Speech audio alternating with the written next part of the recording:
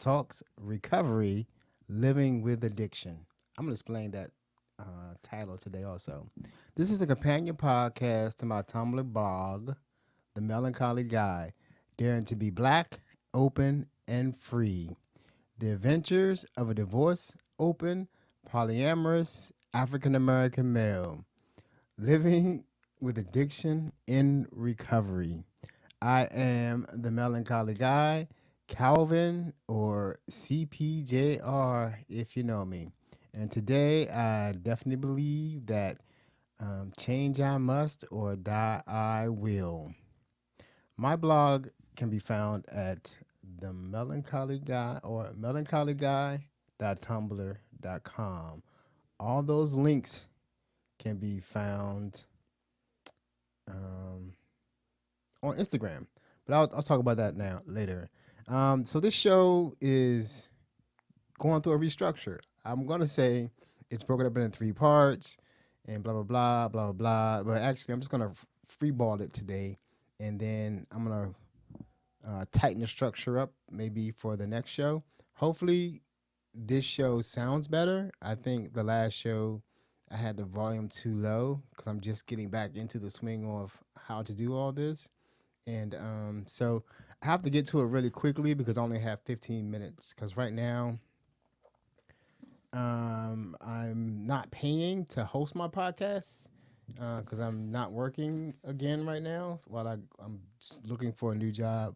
I should be working next week. I have some very good prospects and been on some very good interviews. So that should change. But if you want to help lengthen these podcasts, I set up a Patreon. So that's Melancholy Guy.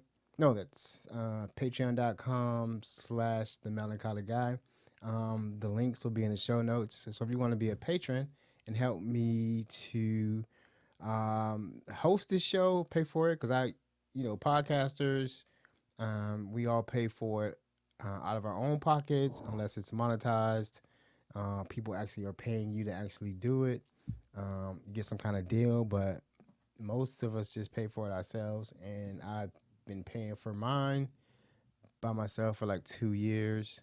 And I will be, as soon as I start working, it's going to be longer shows because I really want to talk about this subject. So we're talking about the subject of addiction. Like I said, living with addiction.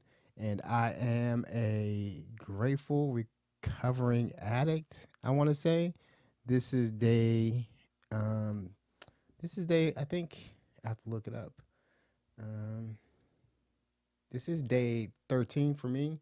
I recently went through a bad time of using and relapse, and I'm just getting back to myself. It's interesting, and I'm going to talk about. I want to talk about today. Like, I want to read the real definition of what addiction is that I looked up, and I thought it's important to do that because I don't think everybody knows. I think everybody just says there's a crackhead, there's an alkie, there's a meth head, there's a junkie, but nobody ever. A lot of people don't really. I think a lot of people. Oh, the title. I would say recovery, living with addiction. I toy with saying either recovery, living with an addiction, or recovery, living with addiction. And I think I'm just gonna leave it living with addiction because I think that everyone kind of lives with addiction now because the drug problem in this country is so large and not talked about that I think it touches everyone's lives, whether it be a coworker or it's a relative. Yeah, I think we all know, or you're an addict yourself, or you're a recovered addict. I think everyone is touched by addiction somehow, especially with the opioid problem right now.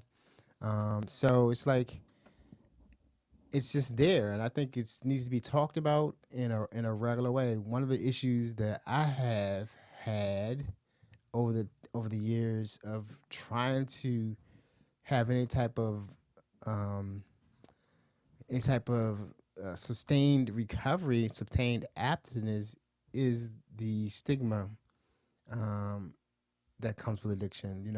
I have a huge ego. I'm Aries. I have fire sign. I have a huge ego, and it's like anything that I've ever wanted to do in life, I accept this. I put my mind to it and I've done it. Except this. This is something that I've never wanted to own up to, except as being a part of my life. I don't know because of the stigma. You know what I'm saying? I never wanted to just say, hey, I'm a crackhead. I'm a recovered crackhead. It's been part of my life. And this is what I need to do for myself to live in recovery. You know, I said last week I never had a problem telling anybody that I have asthma. So this is day 13 for me. 12 days I've been completely abstinent from my drug of choice, which is crack cocaine. And it's been up and down. I can't say it's been completely great. I'm definitely getting restless. I'm ready to go back to, go back to work and get back to my regular life. So I'm gonna be happy to do that real soon. But not only that though, as time goes on and I haven't used, the fear of relapse increases. You know what I mean? Like because one thing I don't know if you know anything about addiction, they say when you in I've been in NA before. When you pick up again, it gets worse, and that's true for me. So I'm gonna read like what is addiction. I looked up the definition. A psychological and physical inability to stop consuming a chemical, drug, activity, or substance, even though it's causing physiological and physical, no, I'm sorry, psychological and physical harm. I can definitely say that I have had psychological and physical harm from my addiction, from my using. I have lost lots of money, jobs. I've lost 2 marriages. The first one, yeah, I've lost 2 marriages. I'm not gonna say, not gonna differentiate anymore. You know what I'm saying? Both marriages, the crux of it, yeah, was the addiction. That's the reason why I didn't handle things well, and I think one of the symptoms of it for me from using or being in active addiction was it just wasn't the using. There were more things um, that displayed itself in my behavior because of the addiction. Even when I wasn't using, because when I was in my first marriage, I wouldn't use. I would binge. I would go months, years without using. But then when I did, it would just be like I'm right back in that same old place, and I couldn't get out of that rut. So I want to talk about, well, once for myself, once I decided once I knew that I was an addict and I have an addiction, how did that manifest? And that manifested for me into an active addiction, meaning that I'm acting like an addict. I'm doing what's called, the seeking behavior. I'm planning to use. I'm taking money that I need for other things to use. I'm not showing up to work on a regular basis. I'm not showing up for my family on a regular basis. I'm not showing up for anyone because I could be gone at any given time because of the addiction. So it's like you can be an addict, right? That's fine. But as long as you don't use anymore, you're not an active addict and you're in recovery. I said this the last episode. This is episode 38, 39. Last week was 38. So it's like once you're an addict, that's fine. You have a responsibility, or I feel now that I have a responsibility to not be an active addict. I have to be in recovery. And for me, to be in recovery is I have to talk about it. You know what I'm saying? I have to actually research it and deal with it. We're down to the 4-minute mark. And like I said, once you're an active addict, you're always gonna come to this thing we call like rock bottom. You're gonna hit a bottom. There's gonna be a time that you can't just use anymore. Some people it's death. Some people it's jail. Some people it's losing a loved one. Um, For me, I think it's more spiritual. I'm just out of it. I can't form relationships anymore, new relationships, because I can't lose them. I lose my relationships. I lose my community, and I can't do that anymore. So I have to be honest about where I'm at and how I'm going to live. And I wanted to say, I want to read about, once what's active addiction? Like, is it just using? Yeah. And like, what does it feel like to be an addict? Like, why would you spend all of your money on something and you know that the rent's due? You know what I'm saying? That you know that the car notes due. That you know need to be at work the next day.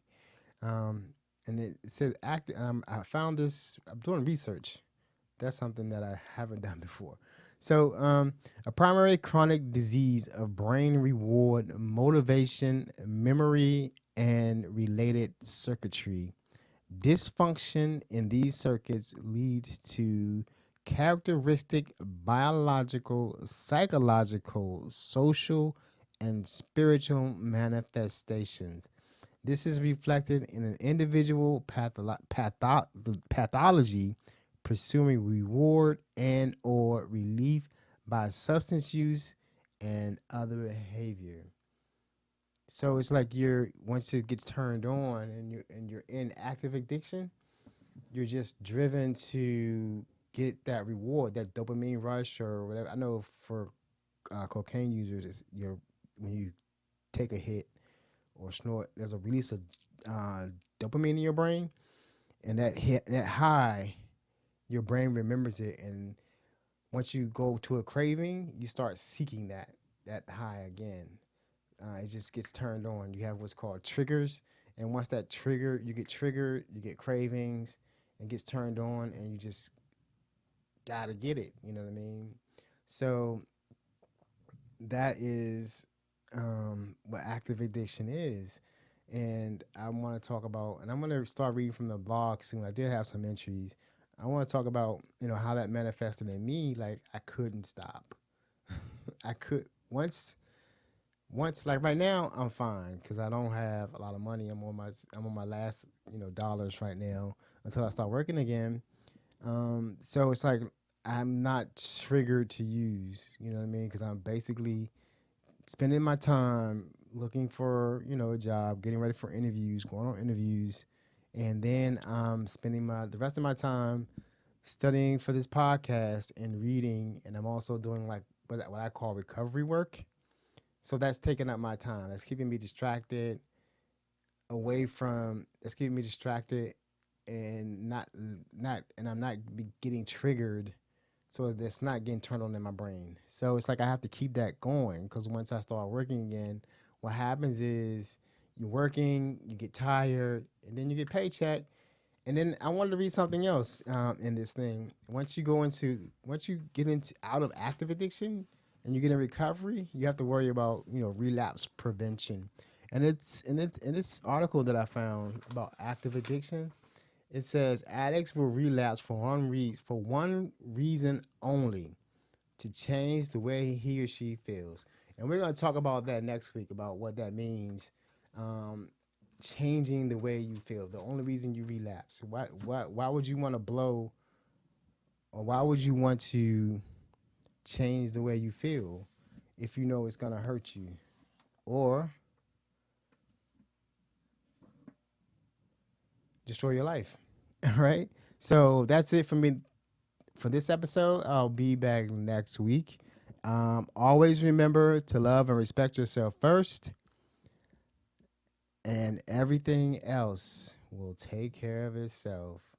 Peace and namaste.